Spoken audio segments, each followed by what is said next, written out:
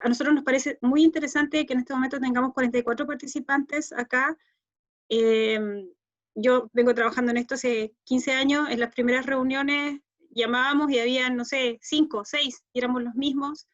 El hecho de que hayan 44 asistentes en este momento indica que hay algo interesante que se está formando, que ustedes quieran conocer cómo los parques tecnológicos se vinculan con los sistemas regionales de innovación y cómo los parques tecnológicos pueden generar un crecimiento importante dentro de la región. Es interesantísimo. Ustedes como Arequipa ya tienen una agenda una agenda de innovación regional que fue financiada por Concitec. En esta agenda de innovación regional hay hay ustedes incluso, porque fue un trabajo interno hecho por ustedes como región, ya ustedes mismos han definido sectores en los cuales consideran que pueden ser muy fuertes. Las TICs son uno de los sectores en los cuales toda la parte de programación, y que además es transversal a todos los sectores productivos, ¿ya? Entonces, eso es muy, muy rico de poder explotar. Parte de esto era que lo más importante que entiendan es que el parque tecnológico se define así porque se tiene que desarrollar tecnología de punta, tecnología que en otra parte no se va a poder desarrollar. Ustedes tienen 3 universidades muy potentes, todas con vicerrectorado de investigación, todas muy reconocidas en campos específicos. Además la Cámara de Comercio es un ente importante en el sistema. De todas las solicitudes que hemos recibido, la única que viene de una Cámara de Comercio es la de ustedes. El resto de las regiones generalmente son universidades. Entonces eso lo hace interesante porque eso quiere decir que viene desde el lado empresarial y lo reconocen como una necesidad. Entonces, el parque tecnológico, ustedes ya tienen 3 universidades, cada universidad por ley, porque la ley universitaria se los exigió, debió crear una incubadora, porque por ley está. Sin embargo, por ejemplo, no hay una aceleradora en Arequipa. No sé si hay una red de inversionistas ángeles. Entonces, ustedes también pueden desde el parque instalar servicios de alta tecnología que no existen, y eso también les puede dar rédito al parque. ¿Cuáles son los sistemas que se pueden instalar y no existen? Por ejemplo, para poder desarrollar patentes tecnológicas, para poder licenciar tecnologías que desarrollen, para poder establecer o diseñar software a pedido. Ustedes deberían convertirse en el hub minero, por definición, deberían ser los tractores. Entonces esas cosas son muy, muy interesantes. Estar en un momento en el cual, claramente, si ustedes se deciden a desarrollar las TIC como la fuerza del parque tecnológico, estamos en uno de los mejores momentos porque la pandemia ha impulsado el desarrollo digital del país. Entonces creo que están en uno de los mejores momentos para partir, dando servicios especializados de investigación que no hay en otros, no existe en el contexto regional todavía. Entonces eso hace que el parque se vuelva mucho más interesante. Generar una aceleradora, quizás con ya 3 incubadoras y todo un sistema andando, sí valga la pena el desarrollo de una aceleradora, o ya pueden mirar mucho más allá y constituir en Venture Capital. De hecho, cuando uno ve el desarrollo de los procesos, generalmente se parte con emprendimiento, con incubadoras, pero las incubadoras no ganan dinero. O sea, las incubadoras de task con suerte. La mayoría de las veces en realidad son subvencionadas o por una universidad o por el Estado, en casi todos los modelos del mundo. Luego vienen las aceleradoras, que es un intermediario, pero cuando ustedes ya van a Europa o Estados Unidos, en realidad lo que está muy desarrollado son los Venture Capital. El Venture Capital es el que captura la mayor cantidad de inversión y es la que captura también la mayor cantidad de ganancia, porque el Venture Capital lo que hace es insertar capital en el momento en que la curva del startup está creciendo. Es en el momento, hay un punto de inflexión donde la startup deja de perder recursos y comienza a ganar. Entonces, en el momento en que está en crecimiento en fase exponencial, ahí es donde se le tiene que incorporar la mayor cantidad de inyección de recursos. Donde más abajo en la curva tú inyectas recursos, tu delta de salida o de exit es mayor. Entonces, por ejemplo, no hay un venture capital regional. Ustedes podrían ser los llamados a el parque constituirse en un venture capital regional, más aún cuando tienen empresas mineras ahí. Entonces, son cosas que ustedes deberían explorar pensando en beneficiar a la región, en ser pioneros en esto, y que podrían ser relevantes para el desarrollo de toda la comunidad que se debería formar alrededor del parque. Y más aún, en estos tiempos en los cuales, sobre todo para el desarrollo de infraestructura TICS, no se necesita una infraestructura tan grande, sino más bien gente deseosa de desarrollar cosas nuevas y darle servicio y soporte en términos de nuevas tecnologías habilitantes en la revolución industrial 5G. Entonces, todo eso los hace ser potentes para que ustedes puedan seguir desarrollándose. Nosotros como Concitec podemos seguir apoyándolo en lo que ustedes requieran. Probablemente un taller de 2 horas no es suficiente y habrá que hacer más. Y en ese sentido estamos aquí para apoyarlo y responder cualquier pregunta. Gracias. Muchas gracias, Ana. Entonces, tenemos varias preguntas. Me voy a tomar la libertad de unir algunas que van en el mismo sentido. Y creo que las podemos unir en 2 aspectos. Se tienen dudas sobre cuáles son los tiempos que se debe manejar en cuanto a los procesos de aceleración de negocios y sobre la inversión. Si una aceleradora invierte o simplemente se concentra en captar dinero. No sé, David, Gaby. Ya, yo. No sé si estoy en vivo, ¿no? Okay. Sí, te oímos bien. Sí, ya. La primera pregunta, los tiempos. Los tiempos son relativos. Si nosotros hablamos de biotecnología, bioingeniería y modificación genética, estamos hablando que entre que se nos ocurre la idea y la idea llega al mercado, pueden pasar entre 2 a 3 hasta 4 años. Si estamos hablando de un proceso de lixiviación bacteriana para minería, también el proceso de maduración de una tecnología tan compleja es también más largo.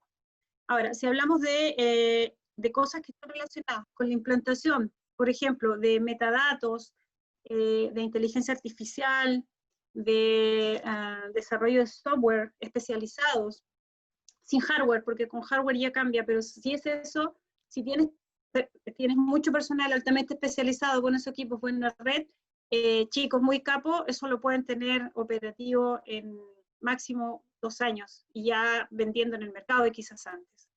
Entonces va a depender del tipo de tecnología que ustedes decidan, el tiempo en el cual vas a madurar. Pero a más compleja la tecnología, tienes mayor brecha, eso es interesante porque nadie te va a copiar, pero esa brecha te cuesta en términos de que la inversión es más alta y el tiempo en el que la vas a desarrollar es mayor. Por eso es una decisión de ustedes, los promotores del parque, qué es lo que es más importante o qué es lo que les interesa o dónde quieren posicionarse, ¿ya? Y en base a eso tienen que trabajar todas sus herramientas. Si deciden trabajar en inteligencia artificial, computer science, en hardware para operación de software, entonces necesitan traer gente con esas capacidades, que ya en realidad Arequipa la tiene, y comenzar a explotar eso, ¿ya? Pero a mayor diferenciación y la tecnología más compleja, es más tiempo. Siempre es así. Pero la brecha es más alta. Una vez que lo obtienes, es difícil que alguien pueda ingresar en ese mercado. Es mucho más complejo, por la misma diferenciación. En torno a los montos, ya dijimos que la incubadora no gana plata, y más bien consumen dinero. La aceleración y la venture capital son procesos caros. ¿En qué sentido? Para ustedes definir si una empresa está lista o a puertas de entrar a un proceso de aceleración o que requiere venture capital, ustedes tienen que pensar que se requiere personal con ciertas habilidades que siempre van a ser más caras, que son, necesitas un abogado especialista en propiedad intelectual, alguien especializado en finanzas corporativas, en finanzas de empresas, para que pueda reconocer si esa empresa es sana financieramente. Necesitan abogados especialistas en todos los contratos de compra de acciones y equity, y también la no dilución y una serie de otros aspectos que se requieren para poder hacer un buen contrato de aceleración y luego de venture capital, y gente que esté captando recursos. Como ustedes comprenderán, estos 4 perfiles son caros. Por lo tanto, para que ustedes tengan una idea, si yo quiero operar un fondo de venture capital de $10 millones, mi gasto de operación es aproximadamente $1 millón. Entonces, y obtener esos perfiles y pagarles es caro. Por lo tanto, tienes que tener un fondo bastante interesante para poder operar en ese nivel. Entonces, es por eso que es difícil constituir un venture capital, pero si lo constituyes y te va muy bien, la probabilidad de que con uno te devuelva todo lo que has gastado es altísima. Entonces, es como saber muy bien dónde poder invertir ese venture capital. Y las aceleradoras, muchas de ellas operan como una incubadora con un poquito más de aceleración, pero además se sustentan mucho, y que les pasó también a las incubadoras en su momento, haciendo cursos, haciendo capacitaciones y ese tipo de cosas. Y eso también hay que tratar de no desvirtuarse y no convertirse en una agencia que hace cursos, ¿ya? Por eso es muy delgado también para las aceleradoras saber en qué momento tienen ganancias, ¿ya? En cambio, por eso es que el venture capital se vuelve más interesante, porque vives de la operación de tu propio venture capital y de los éxitos que logras, ¿sí? De acuerdo. Muchas gracias, Gaby. Tenemos otra pregunta y se refiere a sobre un modelo de aceleración. ¿Cuáles son las recomendaciones para desarrollar un modelo que atraiga a inversionistas y además facilite la conexión con startups?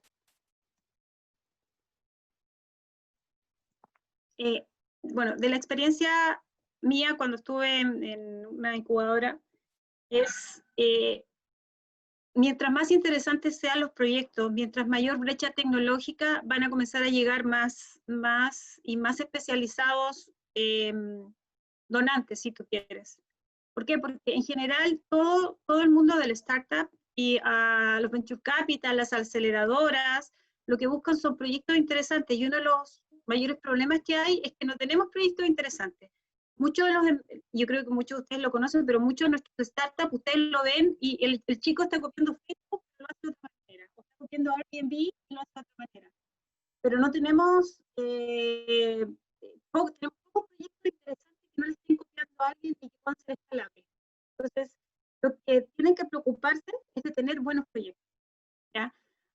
Apostar por proyectos que tengan una diferenciación en el mercado, que los haga distintos del resto. Esa es una buena estrategia. El problema de esa estrategia es que tener una cartera de proyectos interesantes que por sí mismos van a atraer inversores va a depender de que ustedes decidan dónde se van a posicionar. Le doy un ejemplo. Trabajando con una universidad de Lima, una de las cosas que decíamos es que eres buena tú y que nadie más te puede ganar. Entonces, ellos es la mejor universidad, me imagino, si digo si la mejor universidad en agricultura en Lima, van a decir que es la agraria. Entonces, para definir dónde ellos querían posicionarse, es ilógico decir, no, ustedes tienen que trabajar en TICS, cuando la agraria no es buena, pero es mejor en lo otro. Y nadie puede en ese sentido decir algo lo contrario. Entonces, definir muy bien cuál es tu nicho de operación, ¿ya? Donde tú tienes dos opciones, no alcanzamos a hacer el ejercicio, pero hay una opción: o eres generalista y le apuntas a todo, o eres especialista y te especializas en un área específica. Yo la mayoría de los parques tecnológicos que he visto no son generalistas, tienden a ser especialistas en algo para poder diferenciarse. Por ejemplo, hay un parque en Inglaterra que es de Cambridge, que es un parque especialista en biotecnología. Las mejores cosas de biotecnología solo salen de ahí. Entonces son especialistas en eso, como hay parques tecnológicos en Corea que son especialistas en TIC, pero son especialistas en eso. Entonces, al hacerte especialista aseguras que van a venir ciertos proyectos y te va a dar la opción de escoger buenos proyectos, ¿sí? Y hay muchos proyectos que van a tener que salir de tus propios asociados. Las empresas mismas muchas veces quieren probar nuevos formatos, nuevos procesos y generan estas spin-offs. No sé si les dijeron el término, pero imagínense, no sé, siempre hay este ejemplo, yo creo que más de alguno lo habrá escuchado, pero ustedes vieron Shrek. Shrek tuvo el gato con botas, ¿se acuerdan? Y el gatito era lindo y todo lo veía, entonces después sacaron una película, ¿ya? Está vinculada a la temática, pero es completamente aparte. Entonces hay empresas que pueden y hacen eso. Para no meterlo en el entramado grande de la empresa, generan empresas pequeñitas de base tecnológica, prueban el concepto, si les va bien las mantienen y si no las matan. Pero eso también los propios asociados lo podrían estar haciendo.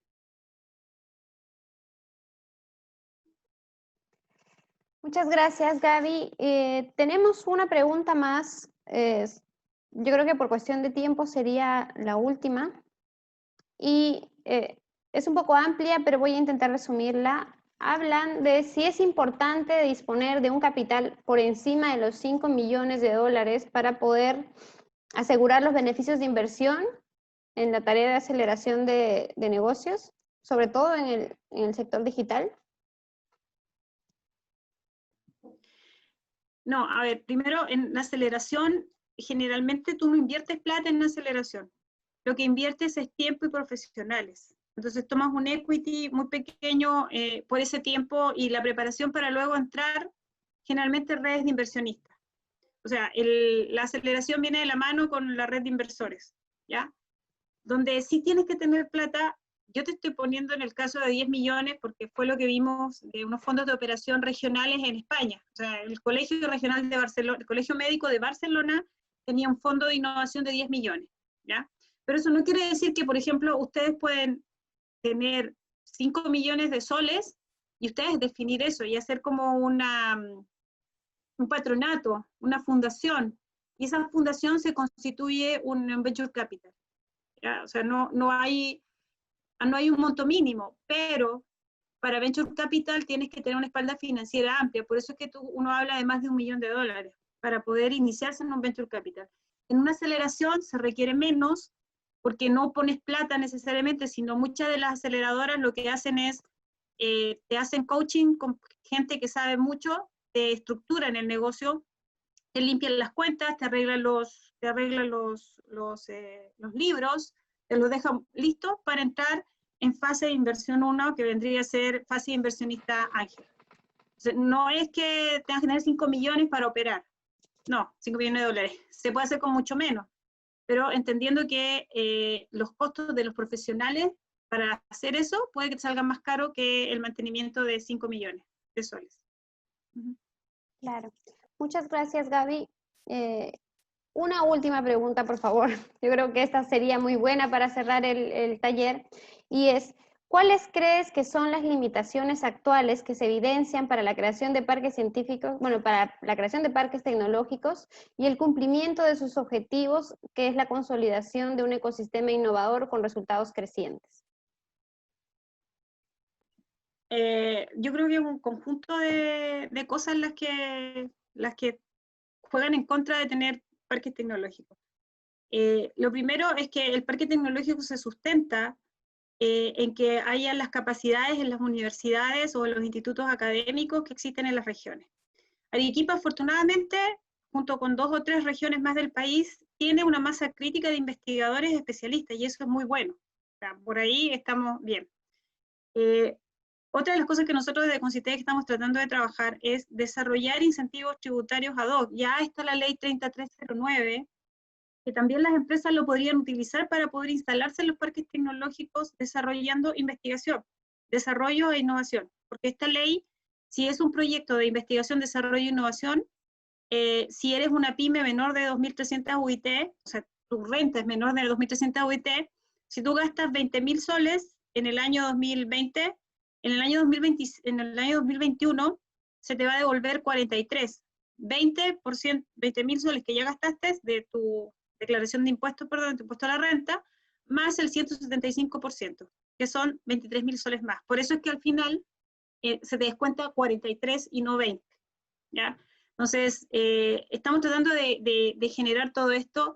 Yo sí creo que falta quizás un poco más de orientación, por ejemplo, en los gobiernos regionales. Quizás si los gobiernos regionales pudieran, que sí lo hacen en otros países. En Colombia y en Uruguay. En Uruguay hay un tremendo parque tecnológico que fue financiado con fondos mixtos del gobierno central y del gobierno regional. Entonces yo sí creo que podría haber una política más abierta en torno a que los gobiernos regionales pudieran subvencionar los parques tecnológicos, ¿ya? Y lo otro importante es que nosotros hemos recibido como 20 solicitudes de parques tecnológicos y siempre nos hacemos la pregunta si realmente el Perú necesita 20 parques tecnológicos o es mejor tener 4 o 5 buenos con la ayuda de los gobiernos regionales. Entonces, yo creo que lentamente van, si me hubiesen hecho esta pregunta hace 10 años cuando empezamos a trabajar en el parque de la Cayetano, yo les hubiese dicho falta de todo, no hay nada.